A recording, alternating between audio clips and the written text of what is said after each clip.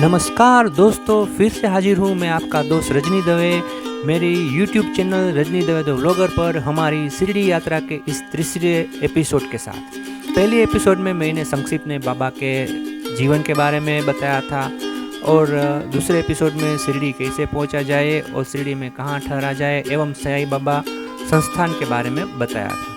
आज हम शिरडी यात्रा के इस तीसरे एपिसोड में शिरडी में मंदिर परिसर में दर्शन करने जाना है, तो मैं आपको शिरडी मंदिर परिसर में घुमाऊंगा और प्रत्येक दर्शन का महात्म्य बताऊंगा और शिरडी में अन्य मंदिर के भी दर्शन करने ले जाऊंगा। तो आगे बढ़ने से पहले बोलिए सच्चिदानंद सद्गुरु साईनाथ महाराज की जय। तो दोस्तों, हम शिरडी पहुंच चुके हैं। अब बाबा के दर्शन को मन उतावला हो रहा है। शिरडी का माहौल बहुत ही खूबसूरत है। हवाओं में भी बाबा की धुन सुनाई दे रही है। बाबा के दर्शन को जाने से पहले हमें दर्शन लाइन में लगना होगा। दर्शन लाइन में लगने से पहले अपने जूते चप्पल रूम में रख दीजिए, ये निःशुल्क है। और अपने मोबाइल कैमरा और अन्य इलेक्ट्रॉनिक चीज़ है वो आपको मोबाइल लॉकर रूम में रखना होगा, क्योंकि मंदिर परिसर में मोबाइल कैमरा अलाउड नहीं है। प्रति मोबाइल 5 रुपये शुल्क आपको देना होगा। अगर आपके पास कोई बैग या थैला है तो वो भी मंदिर परिसर में नहीं ले जा सकते, उसको भी आपको क्लॉक रूम में रखना होगा। क्लॉक रूम मंदिर परिसर के पास बने हुए हैं। और एक खास बात, शिरडी मार्केट में प्रसाद की कई सारे दुकानें हैं, लेकिन मंदिर में आप प्रसाद लेकर प्रवेश नहीं कर सकते। प्रसाद, फूल मालाएँ और अन्य चीज़ मंदिर परिसर में ले जाना मना है। यह नियम सुरक्षा हेतु बनाया गया है। दर्शन के बाद आपको बाबा का बूंदी प्रसाद और बाबा की धुनी की भस्म, जिसको उदी कहते हैं, वो आपको दिया जाता है। और आप ज़्यादा प्रसाद घर ले जाना चाहते हो तो आप लड्डू प्रसाद काउंटर से 20 रुपये शुल्क देकर बूंदी के लड्डू प्रसाद ले सकते हैं और घर ले जा सकते हैं। अब हम दर्शन लाइन में लग जाते हैं। यहाँ 2 तरह के दर्शन होते हैं, फ्री दर्शन और VIP दर्शन। फ्री दर्शन के लिए आधे घंटे से लेकर 2-3 घंटे दर्शन लाइन में लग सकते हैं। गुरुवार और रविवार एवं अन्य त्यौहार के दिन और भी ज़्यादा समय लग सकता है, लेकिन बाबा का नाम स्मरण करते हुए फ्री दर्शन लाइन में बाबा का दर्शन करने का आनंद ही कुछ और होता है। अगर आपके पास समय है और आप लाइन में खड़े रहने के लिए शारीरिक रूप से सक्षम हो तो मैं आपको फ्री दर्शन की सलाह दूंगा। VIP दर्शन के लिए 200 रुपये का टिकट काउंटर से टिकट कटाना होता है और आपको जल्दी दर्शन हो जाते हैं। संस्थान की वेबसाइट sai.org.in पर जाकर ऑनलाइन VIP दर्शन बुक कर सकते हैं। अगर आप बाबा की आरती दर्शन करने के लिए आरती में सम्मिलित होना चाहते हो, जो दिन में 4 बार होती है, सुबह 4 बजे की आरती काकड़ आरती, दोपहर 12 बजे की मध्याह्न आरती, शाम दिन ढलते समय धूप आरती और रात को 10 बजे सेज आरती, तो वो भी आप संस्थान की वेबसाइट sai.org.in पर जाकर ऑनलाइन आरती दर्शन बुक कर सकते हो। दर्शन लाइन में पहले आप बाबा का मुख्य मंदिर है, जो समाधि मंदिर कहा जाता है, वहाँ आप बाबा के दर्शन कीजिए। समाधि मंदिर में बाबा की समाधि है और बाबा की दिव्य मनोहर मूर्ति है, इसके दर्शन कीजिए। दर्शन करते समय बाबा का नाम स्मरण करते रहे। आपको ऐसा लगेगा कि जैसे बाबा आपसे बात कर रहे हो। मन गदगदित हो जाएगा और हर्ष के आंसू निकल आएंगे। ये मेरा अनुभव है। बाबा का ये वचन है, जो भी मेरी समाधि की पायरी चढ़ेगा उसकी मनोकामना पूर्ण होगी, और ये आज भी सत्य है। बाबा का दर्शन के बाद आपको बूंदी प्रसाद मिलेगा। बाद में आप बाबा के गुरु स्थान के दर्शन कीजिए।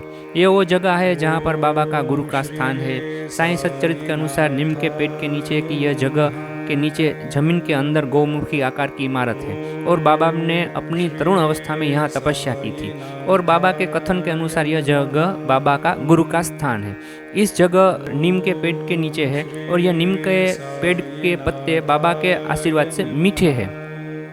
अब हमें गुरु स्थान के दर्शन के बाद द्वारका माई के दर्शन करेंगे। बाबा शिरडी में 60 साल जिस जगह पर रहे वो द्वारका माई, जो कि एक मस्जिद है और जिसको बाबा ने द्वारका माई नाम दिया है। द्वारका माई में बाबा की जलती हुई धुनी है, जो बाबा ने द्वारका माई में आते ही प्रज्वलित की थी और आज भी वो प्रज्वलित है। इसके हमें दर्शन करना है।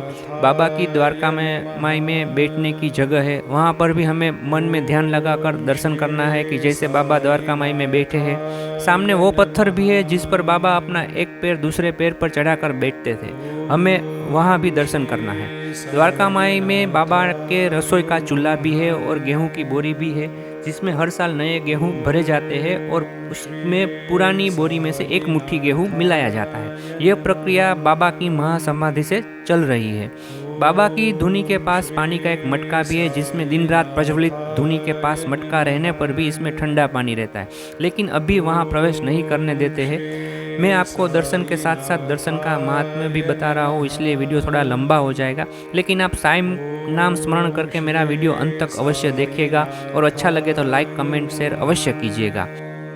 अब हम चावड़ी के दर्शन को जाएंगे। चावड़ी जो द्वारका माई के पास ही है, यह वो जगह है जहां बाबा एक रात छोड़कर एक रात को शयन करने आया करते थे। यहां बैठकर दर्शन करने से मन को बहुत ही शांति का अनुभव होता है। जब चावड़ी में शयन हेतु बाबा जाते थे तो भक्तगण बाबा को जुलूस के स्वरूप में ले जाते थे। आगे बाबा का श्यामकर्ण घोड़ा रहता था, पीछे बाबा चलते थे। एक भक्त बाबा के साथ छतरी लेकर चलता था, 2 भक्त आसपास पंखा लेकर चलते थे और पूरा गांव पीछे चलता था। यह बहुत ही मनोहर दृश्य था। अब चावड़ी के दर्शन के बाद दक्षिण मुखी हनुमान मंदिर के हम दर्शन करेंगे। यह मंदिर द्वारका माई के पास ही है। यह बहुत ही पुराना मंदिर है। बाबा यहाँ दर्शन करने को आया करते थे। चावड़ी के सामने अब्दुल्ला बाबा की झोपड़ी है, वहाँ भी दर्शन कर ले। अब्दुल्ला बाबा साईनाथ महाराज के साथ द्वारका माई में रहते थे।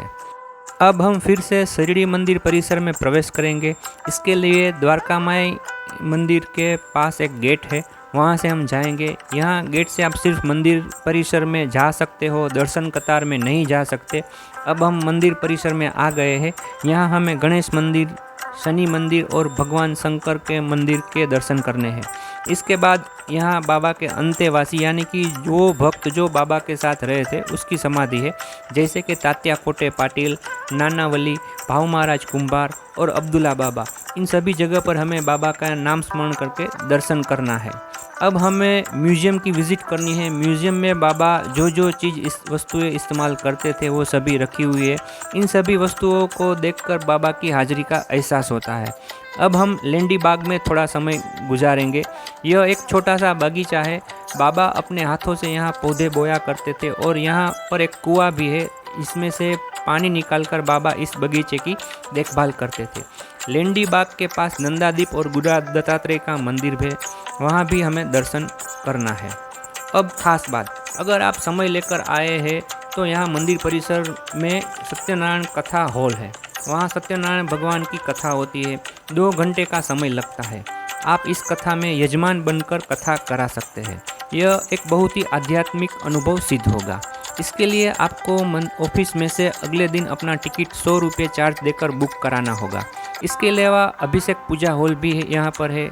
आप इसके लिए भी अगले दिन 100 रुपये का चार्ज ऑफिस में देकर अभिषेक पूजा का टिकट बुक करा सकते हो।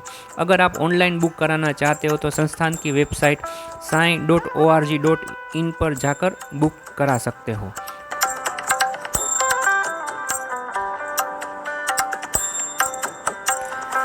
मंदिर परिसर में साईं सत चरित्र पारायण कक्ष है। यहाँ पर पिन ड्रॉप साइलेंस रहता है।